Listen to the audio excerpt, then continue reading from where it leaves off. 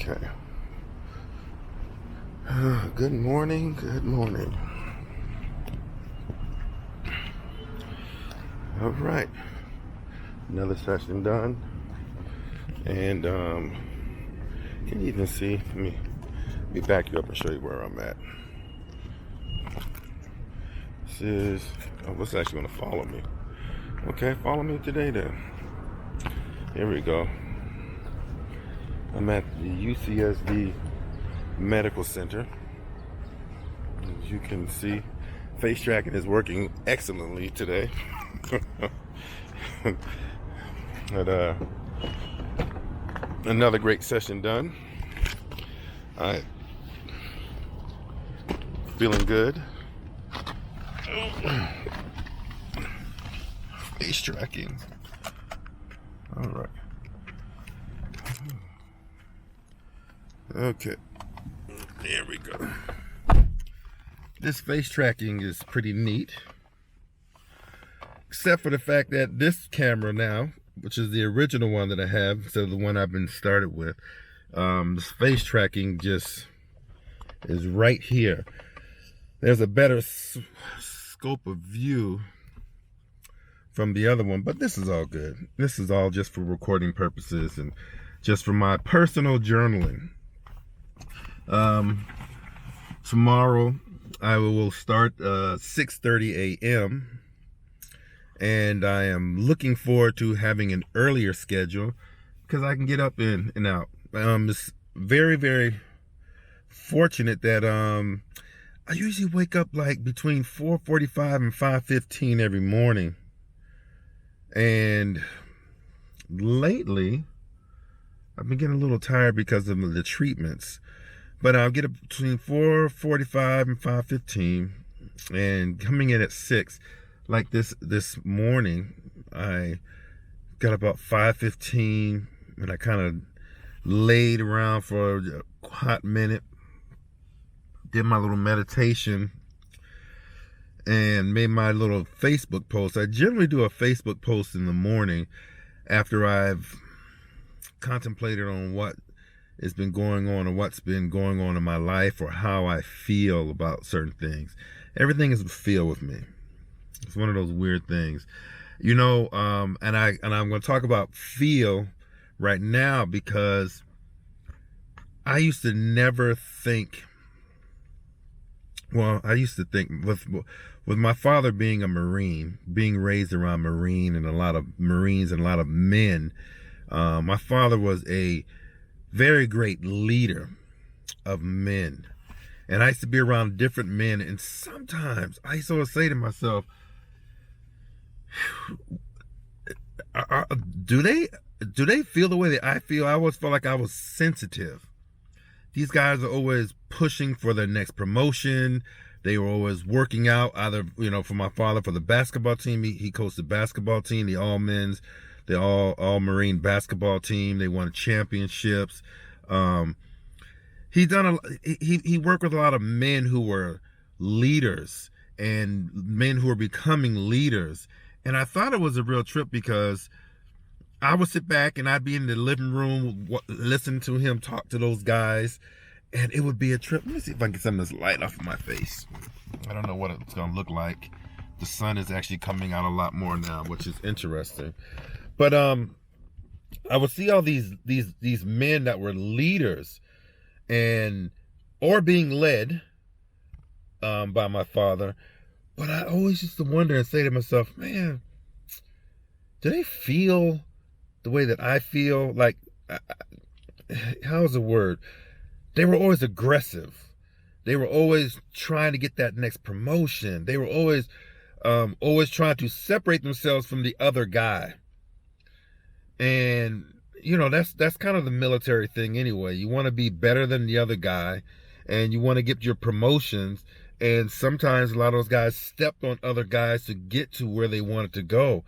I used to always feel a certain way about that. I used to think to myself, man, is that all it is? Is about stepping on the next guy to get that promotion, or proving that you're better than him, or he should have got that promotion, I should, and I've worked hard on this, and things like that. And some of the things that were important to me were the interactions between men.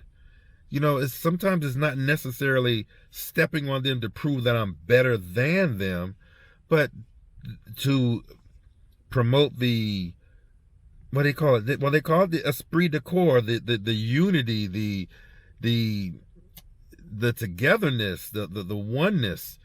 And that's where I felt that my sensitivities came about. I used to feel a certain way.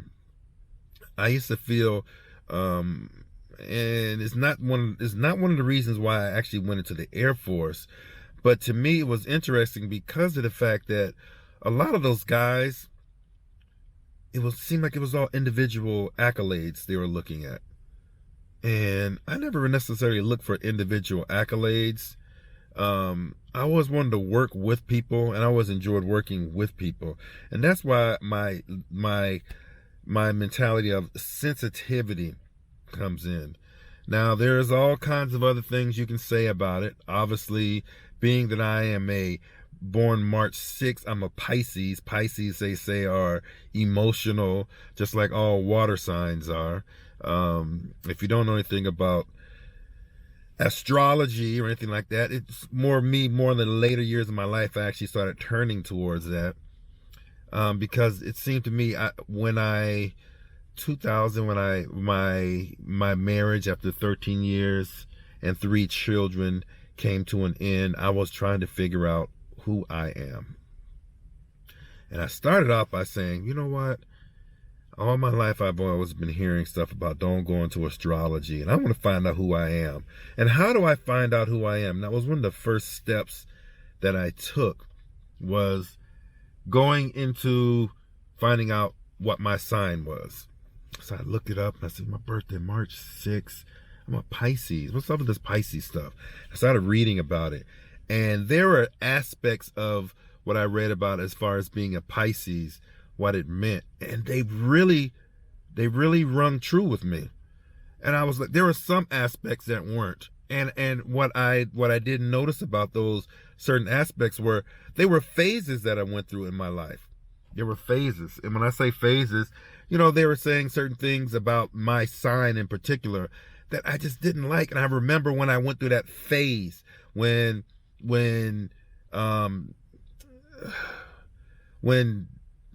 like white lies. When people always talk about little white lies, there's a period of time I was always lying. And I don't know why I was doing that. There was a period of time when I was stealing. There was a period of time when I was very sexual. There was a period of time I was running through these phases. And as I've grown and matured, I realize now that those were all phases. And as I went through and I was continuing to read into the astrology side, that I was like, I was different.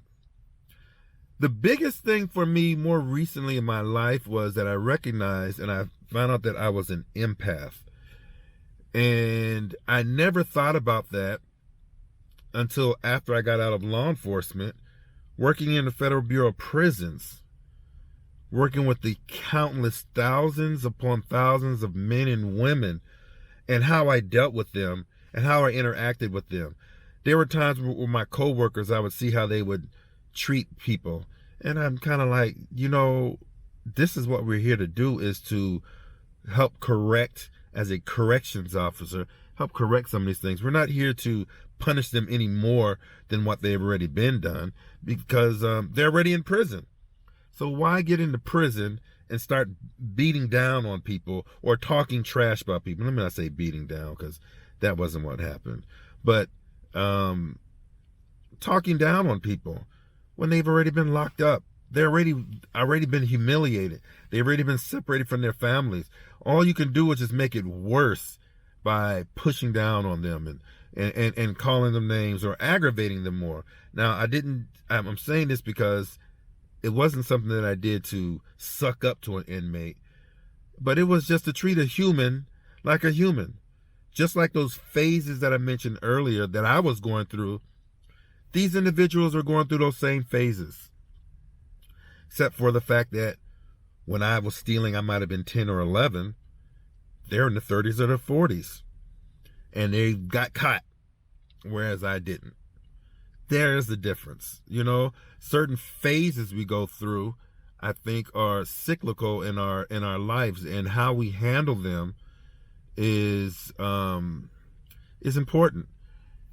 Having that foresight or that backsight or that hindsight to realize that I was going through a phase or that I went through a phase is what's really big. I think that's a big thing to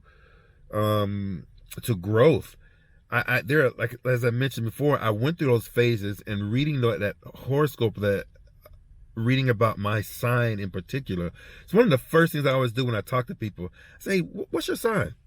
And they said, "What are you talking about?" And I asked what their sign was, and I remember back in the day that used to be the not cool, but it used to be the thing. People say, "Hey, baby, what's your sign?" You know, and I used to hear people say, "Oh, you're a such and such. Oh, you're one of those people." I never knew what people meant about that, because there are some people that I really do click with very well, that are astrologically, we are more compatible, and there are those other signs that I'm not.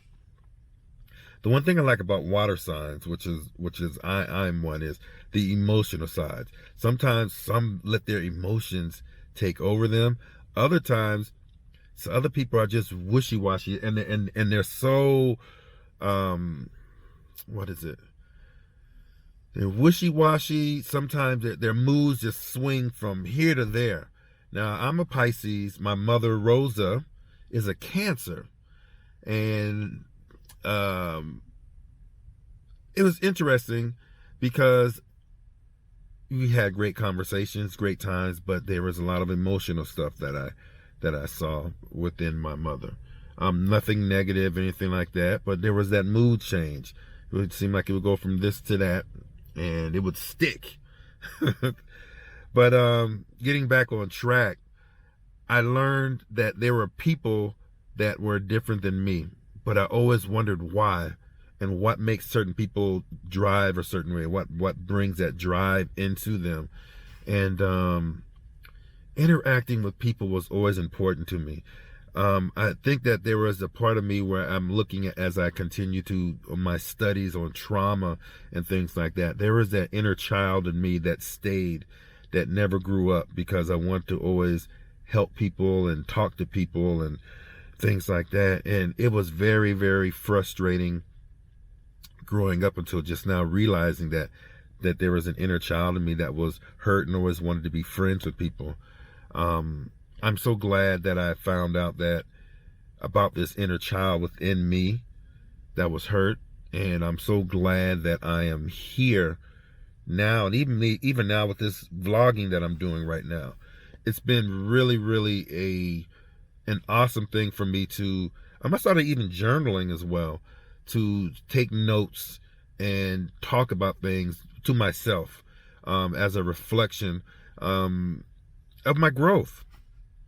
I started this vlogging obviously because of the cancer diagnosis, but I'd already been starting on that. I had an anxiety attack in 2021 that precluded me to start seeing a therapist. I started doing what is known as EDMR therapy, which is eye movement. I know what the D stands for. I can't even recall what it's all about. What it stands for, EDMR, but it has a lot to do with movement of the eyes, and you focus, and getting the left side of the brain and the right side of the brain to continue to work together, instead of keeping it all on one side of the brain and not getting the full view of an issue. All I do is think of this with this side of my brain, think about the problem, and not necessarily the right side of the brain. The left and the right side of the brain are important to an understanding of an issue. And at least this is what I see from what I've learned from the therapy that I've received.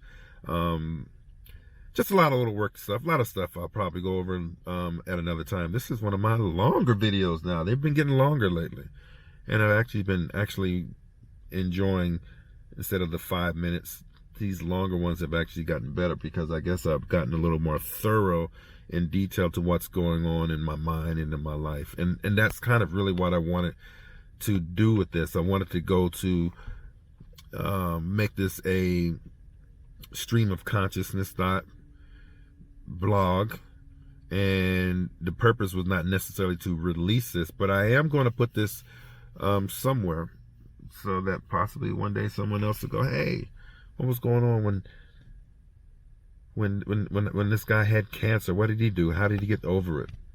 Because I am whooping this and kicking it in his butt, but I'm also using this as a catalyst to get things going.